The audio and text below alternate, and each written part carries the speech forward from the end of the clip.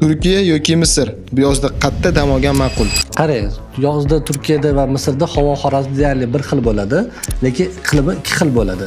Turkiyada vlajность havo nisbatan issiqroq tuyulishi mumkin. Misrda esa issiqni ko'tarish nisbatan osonroq, yozdagi o'zimizning O'zbekistondagi havo bilan deyarli bir xil bo'ladi, o'shandan nisbatan issiqroq. Qizil dengizda cho'milayotganda, snorkeling qilganda xalaqit qilmaydi bu narsalar, ba'zi qilib snorkeling qilsa bo'ladi.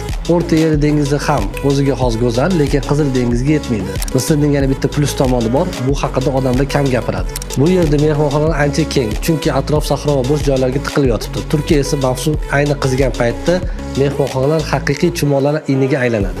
Agar tur narxlarini solishtirgan bo'lsak, 1,5 ming dollardan Turkiya boshlansa, Misrda 1,5 ming dollarga Rixos Premier Sigit mehmonxonada dam olish mumkin, ya'ni Premier klassda. Xizmat va ovqatlarni solishtirsak-chi? Bu yerda hammasi siz qaysi mehmonxonada dam olishingizga bog'liq bo'ladi. Turkiya yoki Misrga tur kerak bo'lsa, izohlarda plus qoldiring, narxlarni solishtirib beramiz.